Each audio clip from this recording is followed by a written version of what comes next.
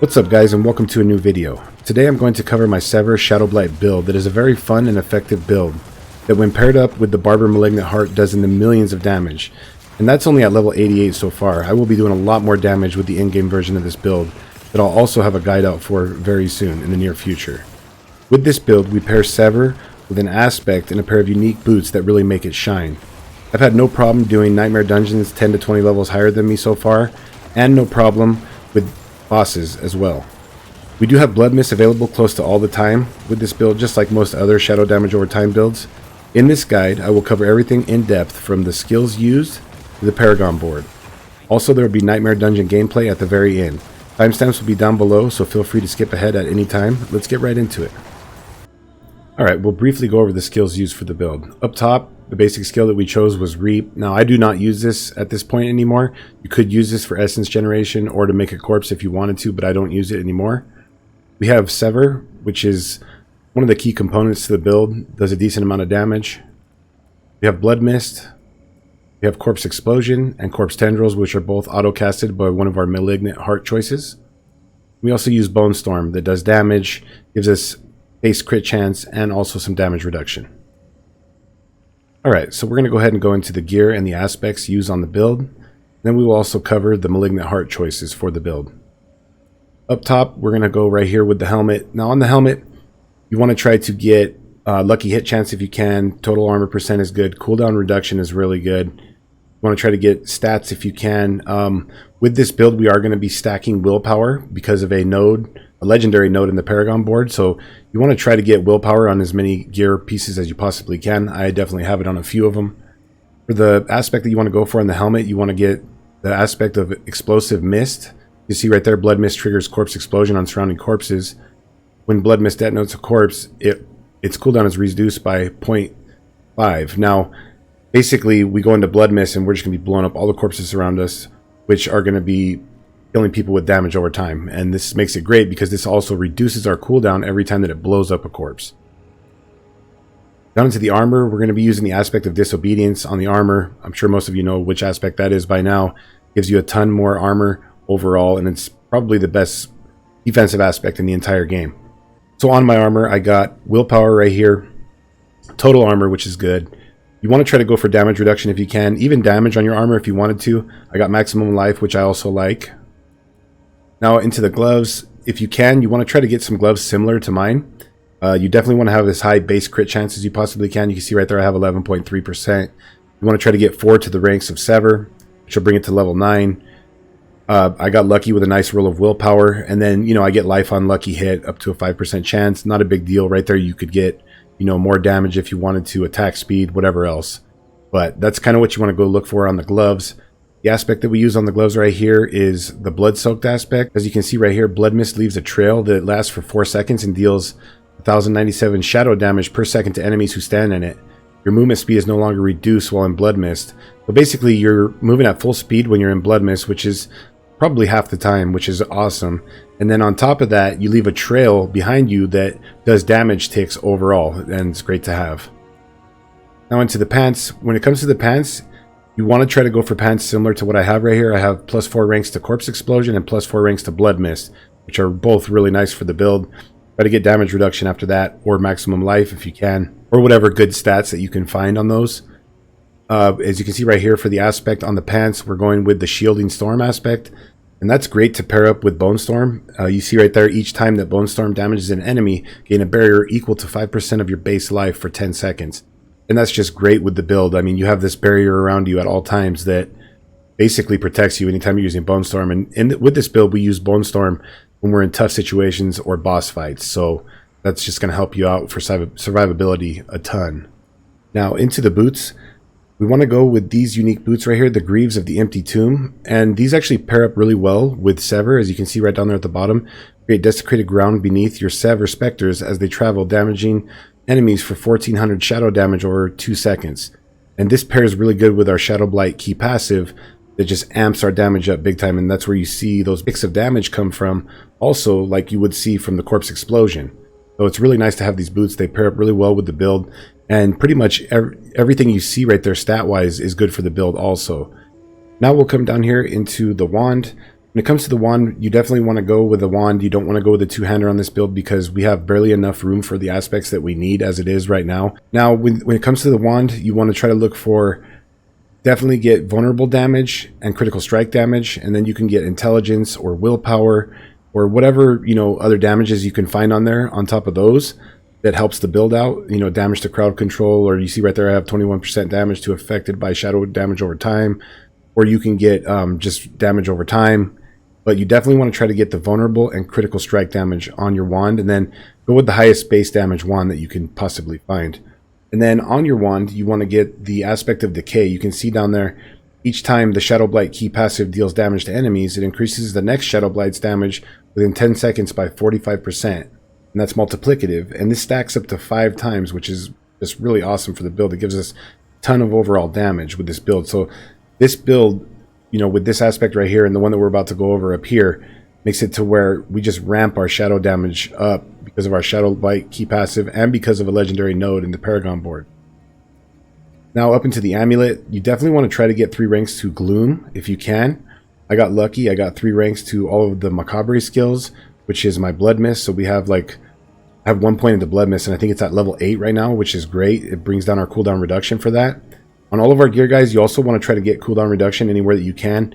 You see I got shadow damage over time. You can get any kind of damage on your amulet. Definitely try to get movement speed. You want to be moving as quickly as possible. As you can see up here in the amulet now, I'm using the Blighted aspect. This is one of the most important for the entire build. And you want to put that onto your amulet so you get the most out of it, because you get a 50% increase, that aspect being on your amulet. See right there, you deal 170% increased damage for 6 seconds after the Shadow Blight key passive damages enemies 10 times. And that just ramps up really quickly with all the things that we got going off. So that's awesome. You definitely want to put that onto your amulet. Try to get the highest roll that you possibly can for that. And that is also multiplicative damage.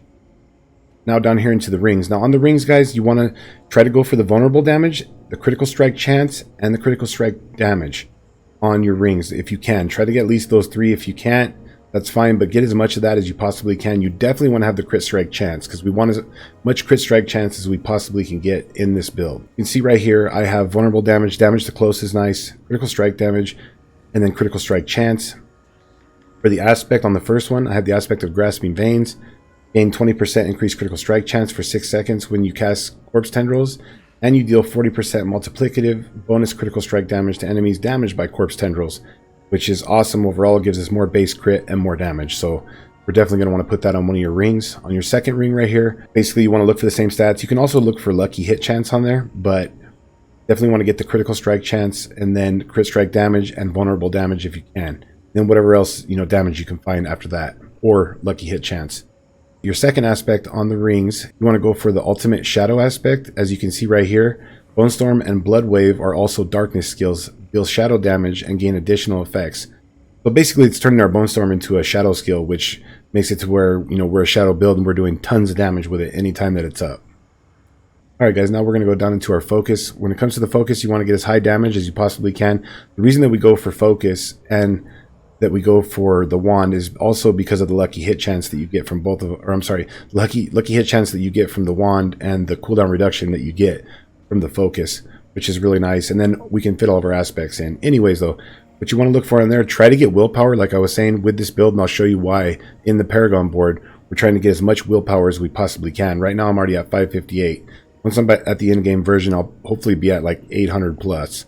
But anyways, back into the focus, try to get cooldown reduction, intelligence, which intelligence on this build converts over into damage, which is always nice. You know, you can get damage reduction, you can get life on kill. There's a lot of things you can look for on your focus.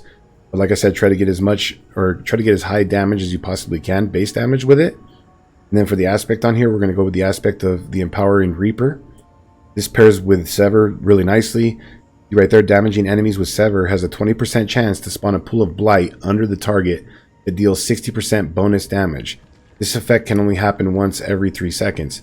You know, with Sever is hitting multiple enemies multiple times, and it does the ticks of damage over time because of the aspect, or not the aspect, but because of the unique boots that we have, and it leaves that shadow damage trail. So pretty much every cast we're leaving a pool of blight. It's doing, you know, 60% multiplicative damage, and it's ramping up our key passive and just making it to where everything's going off and we're doing a ton of damage. So it helps the build pretty substantially. Alright guys, for the Malignant Heart choices, we're going to start off right here for the Wrathful Heart. We're going to use the Barber. I'm sure a lot of you know what it is. If you don't already, you see right there, critical strikes and all subsequent damage within 2.3, or I'm sorry, basically 2 to 4 seconds is absorbed by your target. Then the absorbed damage erupts into surrounding enemies. Stored damage is increased by 14% and it's multiplied. So basically this is going to take all of our damage in like a 2 to 4 second time frame, multiply it up, and just make it to where we do these whopping millions of damage hits on enemies, and it's just great overall. The Barber is used in a lot of builds and it makes a lot of builds shine, really. Right here we're going to use the Heart of the Sacrilegious. Basically when you walk next to corpses, it's going to auto cast Corpse Explosion and Tendrils for you, and it will cast them in the order down here that you have them from left to right. So I have it to where mine Corpse Tendril first and then Corpse Explode. So that's just awesome right here in this first season. This is a really good heart for Necros. Then we're also going to use the Decrepit. You see right there, when at least one enemy, and that could be it down to 0, but when at least one enemies are near you, gain an aura that automatically curses surrounding enemies with Decrepify for 15 seconds. Basically, we have Decrepify aura around ourselves at all times, which slows enemies, makes it to where they do less damage. Great overall for the build. For the Book of the Dead, we're going to go ahead and we're going to get rid of the Reapers so that we deal 15% increased shadow damage. But you can no longer raise Skeleton Warriors, no big deal. We're going to get rid of all of our summons because we want to get more damage as much as possible. For the Mages, we're going to come right here to the Cold Mages and we're going to get rid of them. You deal 15% increased damage to vulnerable enemies. Awesome for the build. And for the Golem, we're going to get rid of the Iron Golem and you deal 30% multiplicative increased critical strike damage. Alright guys, we will now come into the skill tree. Up top for our basic skill, I took Reap into Enhanced Reap. Now, I don't even use it anymore. If you wanted to, you could. If you did use Reap, you would want to go back into Acolyte's Reap. You can see right there, Reap forms a corpse under the first enemy hit. You know, this can happen every 4 seconds, which is pretty nice. Now, down into the core skills, since we are a Sever build, this is what I use all the time. Like I said, I don't even use basic skill. Sever pairs good with this build. Basically, with our unique boots, we throw it, it leaves a trail behind us that does ticks of damage, can create corpses, it goes through and damages all enemies, and actually kills enemies. It does a ton of damage itself. We have rank 9. And it also spawns a pool of blight because of the aspect that we have. Now you're going to want to take this back into Enhanced Sever. Then you want to go back into Paranormal Sever. Now the other thing that's good about Sever is that you see right there, every third cast of Sever makes enemies vulnerable for 2 seconds. And we're just spamming Sever a lot. I mean, and it's a really fast skill, so it helps to get that vulnerable uptime on bosses and everything else. Now we're going to come down here into the Corpse of Macabre. We get 1 point into Blood Mist. Obviously we have, you know, rank 8 because of all of our gear, which is really nice, so it gives us a lot of cooldown reduction on it. We want to come back here into Enhanced and then into Ghastly Blood Mist, make it to where when you're in Blood Mist form it leaves the corpse behind every 1 second. We're going to come over here into Corpse Explosion, a huge piece of the build. We definitely want to have that. We're going to run that back into Enhanced for more radius. Then back here into Blighted, which turns it into a darkness skill. And, you know, we're a shadow damage over time builds. Now, when it comes to Corpse Explosion, I would say get, well, let's see, I have, you know, 5 ranks into it, and then I have 4 from the item contribution. Definitely going to help out a little bit with your overall damage, so try to get that ranked up. We're also going to come down here to Grim Harvest. I got 2 points into that because that's one of the points I put where I ended up, and it helps to regenerate essence for our Sever. Now we definitely want to come back into Fueled by Death. You deal 9% increased damage for 6 seconds after consuming a corpse, which we're constantly consuming corpses, especially it's on auto trigger because of our Malignant Heart, so we definitely want to take that. We're going to come down here into the curse skills. We're going to put 1 into Decrepify, 1 into Enhanced Decrepify, and then back into Aberrant Decrepify. The reason that we do this, you see right there, enemies hit while afflicted with Decrepify have up to a 15% chance to reduce your active cooldowns. We're dropping our cooldowns pretty drastically. So we definitely want to come back into Aberrant Decrepify. We also want to get 3 points into Amplify Damage, which is really nice. You deal 12% multiplicative increased damage to cursed enemies. And, you know, enemies are pretty much always cursed because of our aura that we have around us. Now we'll come up here into Death's Embrace. Close enemies take 6% more damage from you and deal 9% less damage to you. It's really nice. You deal more damage, you take less damage. We're going to come down here into our Corpse and Macabre skills. Again, this one right here, guys, has this little tree over here off to the side, which is all about darkness skills. So we're going to come over here. We're going to get 3 into Reaper's Pursuit, more movement speed pretty much. Now we have 3 from our amulet, and we have 3 into this also for gloom. You see right there, when you damage enemies with darkness skills, they take 12% multiplicative increased shadow damage from you and your minions for 2 seconds, stacking up to 3 times. So, you know, overall we're doing 36% increased damage with this right here. We come back into Terra, you see right here, darkness skills deal 9% bonus damage to enemies who are slowed and 9% bonus damage to enemies who are stunned or immobilized. These bonuses stack and apply to shadow damage dealt by your minions also. Just great for the build, guys. Definitely want to get that. Now we're going to come down here. You see we have points into Bone Spirit. That's just from our gear. Don't worry about anything else right there. Now we're going to come down to our ultimate skill. We're going to take Bone Storm back into Supreme. Basically, we get base crit chance. We do damage with it because it's also a shadow damage skill. And we also get damage reduction from Bone Storm. So it's just great overall. Now we're going to come down into our key passive. And this is actually what really makes the builds shine overall. Shadow Blight. See right there, shadow damage infects enemies with Shadow Blight for 2 seconds. You and your minions deal 10% multiplicative bonus damage to enemies with Shadow Blight. Every 10th time an enemy receives shadow damage from you or your minions while they are affected by Shadow Blight, they take an additional amount of damage. Alright guys, we're going to go ahead and come into the Paragon Board. Now, just so you know, there will be a link in the description for this build if you would like to check it out that way. Before we get into the Paragon Board, don't forget to level your glyphs, guys. You know, some people in the comments hit me up and they're like, oh, you know, how come I'm not able to get this dexterity up here or this, you know, intelligence down here? And what they don't realize is they didn't level their glyph. Once you hit level 15 with the glyph, you get the bigger radius on it. So definitely want to level your glyphs. And try to get them to 21 by in-game for sure. Anyways, though, we'll get into the Paragon Board now. Down here, you want to get Prime, Damage, Maximum Life. We're going to come up here in our first glyph socket. We're going to have Control, guys. This is really nice because we're pretty much always crowd controlling enemies. And then you can see right there for the additional bonus, you and your minions deal 10% increased damage to slowed or chilled enemies, which were always slowing enemies. Or instead, you deal 20% multiplicative damage to stunned or frozen enemies, which we also stun enemies with Corpse Tendrils. So, I mean, we do a lot of damage with this. And there's 70 intelligence and radius right here. So, you know, we get a ton of damage from this overall. So you definitely want Control down there. The next board that we're going to come up into is Wither. Now, this is actually the most important board for this entire build. And as you can see right here, now I'm going to really quickly go over why we want to stack as much willpower as we possibly can with this build. You see right here, your shadow damage over time effects have a 5% chance to deal 50%, and that's multiplicative bonus damage each time they deal damage. This chance is increased by 1%, and the bonus damage is increased by 4% for each 40 willpower you have. Now, we got 558, so that's giving us, you know, let's see here, at 400, that's 10%. We got like 13% more chance to even do that damage.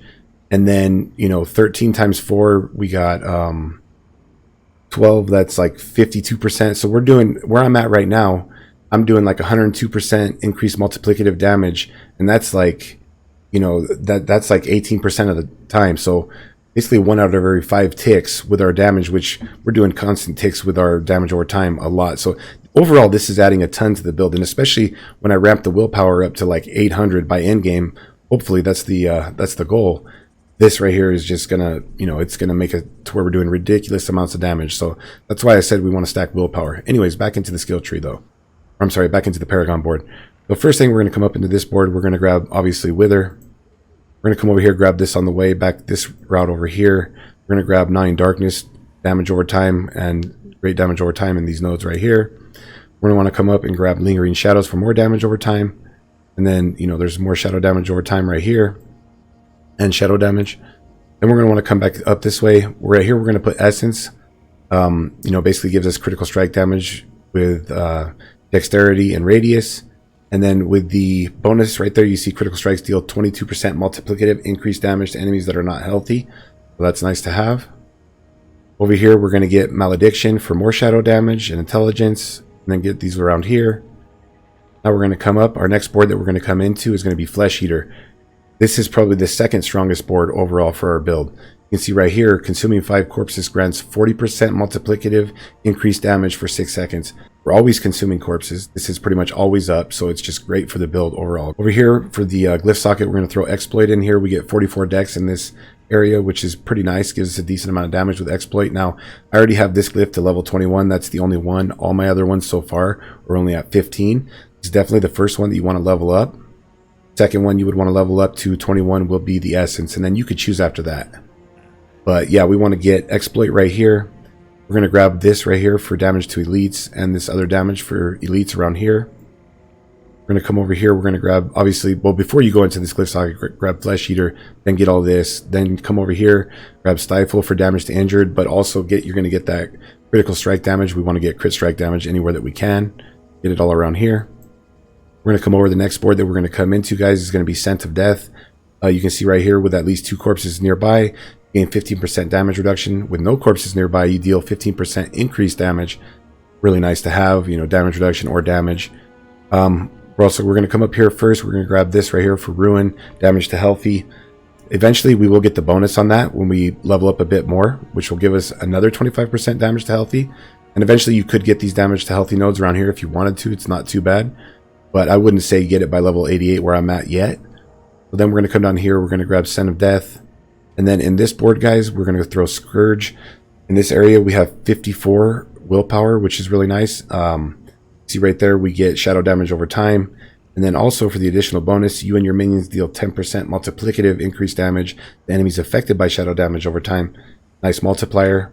So that's at level 88, guys. I'm definitely going to take this to the end game. There will be a final in-game version of the build out probably in the next few days. Just real quick, if you made it a little bit further than this, because I have a lot of people asking me, you know, where else would you have went in the Paragon board? Well, you're going to want to come down here, grab Preservation, come down, run this over. You're going to want to go right here and get Corrective. You want to get all this crit strike damage in this area right here. It's really great for the build. And then this is going to leave us an option to go into a board over here or even a board over here. So I will have the in-game version of the Paragon board out. Like I said, guys, if this guide has been helpful, don't forget to leave me a like, leave me a comment down below. Let me know how it works out for you or anything that you would change. There will be Nightmare Dungeon gameplay right now after this, guys. If you have any questions, though, like I said, hit me up down below. Thank you for watching, guys.